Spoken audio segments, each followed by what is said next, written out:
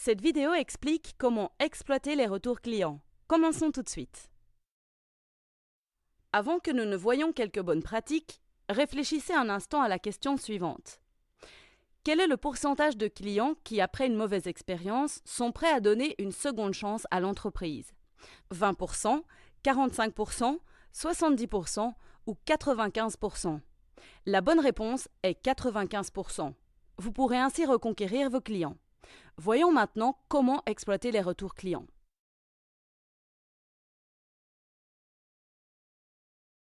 Rappelez-vous d'une mauvaise expérience que vous avez vécue en tant que client. Qu'est-ce que l'entreprise aurait pu faire pour améliorer votre expérience? A-t-elle entrepris des actions dans ce sens? Vous pouvez utiliser vos propres connaissances en tant que client pour intervenir lorsque vos clients sont mécontents. Appropriez-vous le retour du client. Lorsque vous intervenez, faites des efforts pour que le client se sente entendu et compris. Pour ce faire, vous devez personnaliser la réponse au client. Ne répondez pas aux clients en utilisant des modèles d'email génériques ou prédéfinis, car ils s'en apercevront et pourraient s'irriter encore plus. Si vous devez utiliser ces modèles pour un problème fréquent, veillez à ajouter les informations personnelles du client à chaque réponse, comme son nom ou son numéro de ticket, afin qu'il sache que vous répondez directement à ses préoccupations. Il est possible de le faire tout en maintenant l'automatisation. Il peut arriver que des erreurs soient commises. Toutefois, que vous en soyez responsable ou que ce soit le client, le fait de rejeter la faute sur quelqu'un d'autre ne vous rapproche pas d'une solution. Cherchez plutôt une solution en collaborant avec le client. Veillez à ce que le client sache que vous êtes à son écoute et que vous cherchez une solution. En outre, il est important de revenir sur les retours que vous recevez. Tout d'abord, sachez quelle en est la cause principale et comment empêcher le problème de se produire à nouveau. Par exemple, avez-vous une fiche contenant des informations incorrectes qui donnent lieu à des plaintes?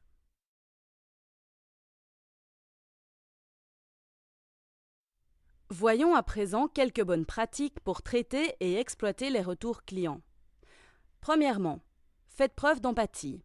Faire preuve d'empathie, en vous mettant à la place du client, peut vous aider à comprendre sa frustration. Vous pourrez ainsi, de même que votre équipe, aborder la situation de manière appropriée. Par exemple, si un client commande accidentellement 12 articles, alors qu'il voulait en commander 2, il pourrait vous contacter pour vous faire part des difficultés qu'il a rencontrées en essayant de corriger cette erreur.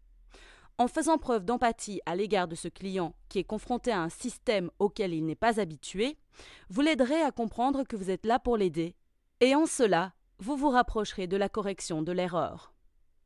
Deuxièmement, prenez un engagement clair sur la date à laquelle vous le recontacterez pour discuter du problème. Par exemple, si vous dites à un client que vous lui proposerez une solution dans les 2 jours ouvrables, assurez-vous de respecter ce délai. Dans le cas contraire, le client risque d'être encore plus frustré. Même si vous n'avez pas la réponse dans ce délai, communiquez avec le client pour lui expliquer ce que vous faites pour y remédier et où vous en êtes dans le processus. Il est conseillé de prévoir une marge dans vos temps de réponse afin de pouvoir répondre rapidement à un client et de garder du temps en cas de retard. Troisièmement, lorsque vous répondez au retour client, faites preuve de souplesse dans votre approche. Plusieurs situations peuvent nécessiter des réponses créatives. Par exemple, le retour d'un client peut nécessiter un bon d'achat, tandis qu'un autre client peut avoir besoin d'un article de remplacement. En restant flexible, vous pourrez créer des relations avec vos clients et développer votre entreprise. Donnez également à votre personnel en première ligne les moyens de prendre des décisions. Ainsi, ils sauront trouver des solutions adaptées aux clients frustrés.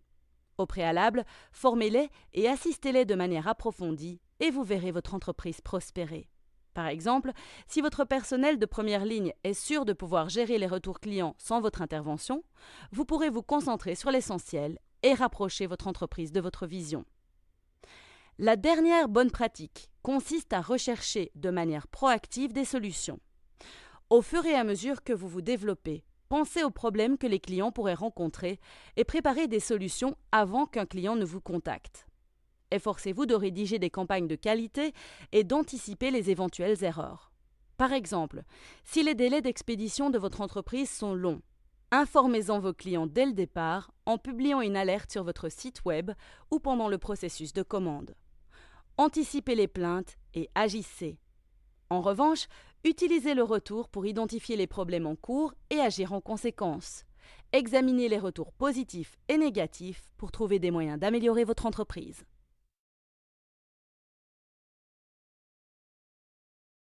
Cette vidéo vous a expliqué comment exploiter les retours clients en observant les bonnes pratiques pour chaque entreprise.